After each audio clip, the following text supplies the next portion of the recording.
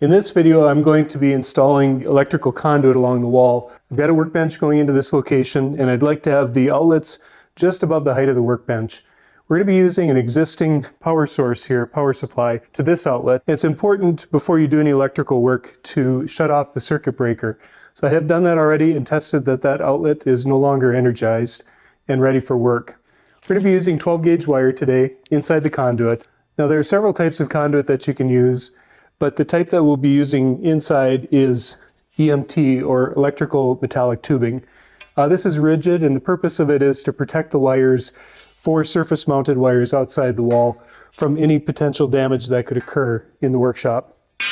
The other type of tubing that's commonly used is this type, which is a PVC, which is a plastic type. And this is not as protective, but it is better for use outside. And so this is what you would use if you're running cable underground or in wet locations. Here in the garage, it's a dry location, and we do use ground fault circuit breakers in our garage just for general safety. I will say it's not usual practice to run sheathed cable, that is cable with the yellow coating on the outside, through conduit. Typically, electricians will install individual wires through the conduit. And the reason for that is the code for conduits requires that there's a maximum space used inside the conduit by whatever you run through it. And if you use sheath wire, then it takes up more of that space and restricts you from running as many wires through the conduit. We're using 20 amp rated outlets for this, and you can tell that because they say 20 amps right on the outside, and they also have like this little T connector here on one of the prongs. Now when you're installing conduit in these boxes, you'll notice that there are two size knockouts. There's one for a 1/2 inch and one for a 3/4 inch. You don't want to match up the conduit outlet and knock out the correct size so that you don't end up with unnecessary openings in the box. So what we're going to do is just take this one out right here because we want it to be in the up and down orientation. And to do that, it's pretty simple. All we do is take the screwdriver and a mallet, give it a little knock like that. We're going to do the other side as well.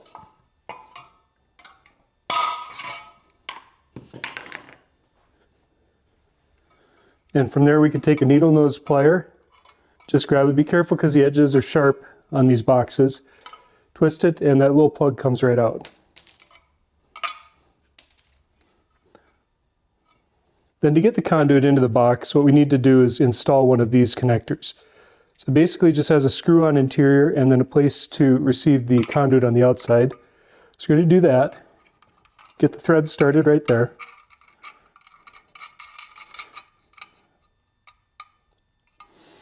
And then we can take a screwdriver with a hammer and just knock on the ridges to tighten it up. And there we go, the connector is nice and secure on the box and ready to receive the conduit.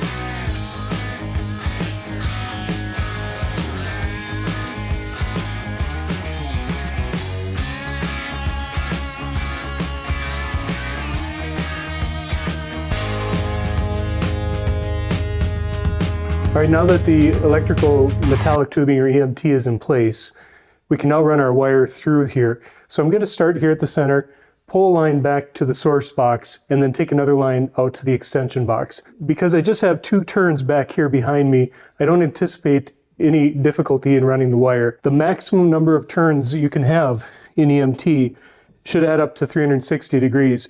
So this is 90 degrees, this is 90, so 180. We're definitely within what our max is.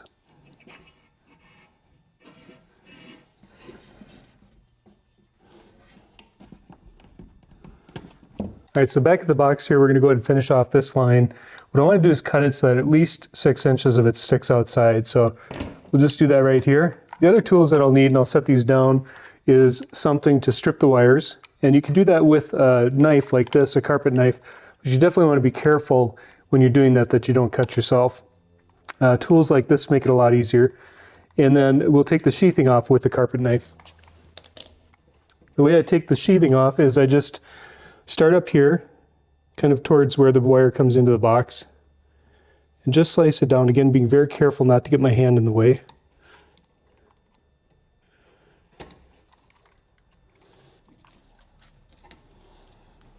Peel it back, and then right here where it all comes together, again careful with the knife so that you don't nick any of the insulation on the wire itself. You just cut the sheathing away just like that.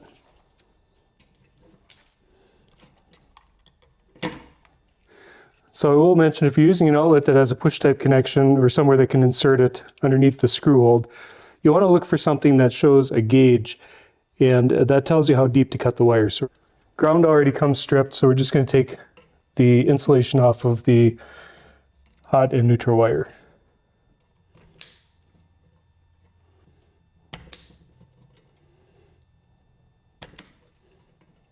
When installing an electrical outlet, you want to look for the pins that are kind of a gold color or brass color and the ones that are white. So the white or silver is where the white side goes, and the other is where the black side goes.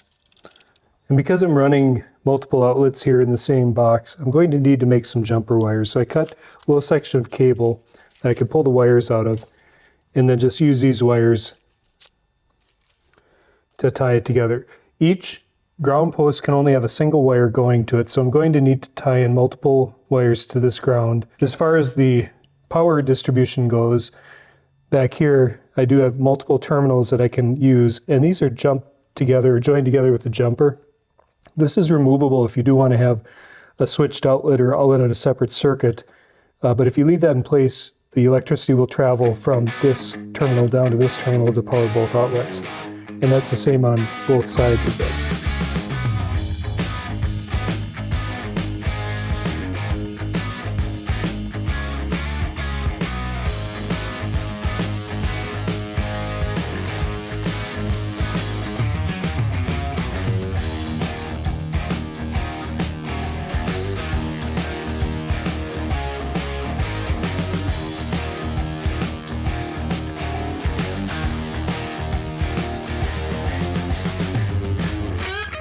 Alright, so I'm just finishing putting these outlets in this box.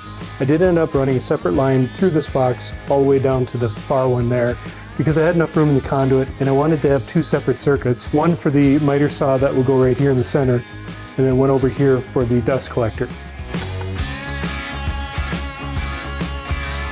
So there are a couple of schools of thought about how you should orient these outlets, whether you have the neutral or ground pin down or up. If you have a metal tool that falls down and this plug is slightly ajar, it could make contact on these two pins and cause a short circuit. However, this is the way that I'm used to having it, and so you can choose either way, but just wanted to let you know that that other option is available as well. Where the runs are a little longer, you want to install support brackets just like this one here. You can see that I put a little extra support just because we have some distance to go till we get into that box down there. Got the covers on, conduit is run, and everything's back to the box here. So next step is just to tie that in. The installation into those two outlets is going to go pretty much the same. I'm just going to run the wires onto the contacts for the two outlets, and then I'll energize this up and make sure that everything is functioning properly. All right, the wiring's back on. The circuit has been energized. If we look down here, we can see that I've tied the outlet back in together, and everything looks good all the way down to the final run there at the end. We're going to test this out and make sure that everything works well. We've got two orange lights, and on this meter that indicates that the wiring is proper and there's no short or ground fault. And now that the electrical system is done, this wall is ready to receive its workbench for the new wood shop that I'm putting on this side of the garage. If you have any thoughts or tips that you think would be helpful to others, please leave those in the comment section down below. If you found value in this video, please hit the like button and consider becoming a subscriber to see more content as I build out the wood shop. I want to thank you guys for watching, and we'll catch you on the next one.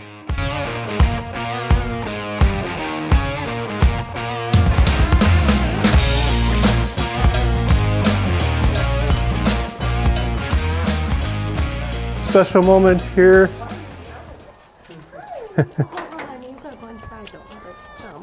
What's her name? Feliz. Feliz. Yeah.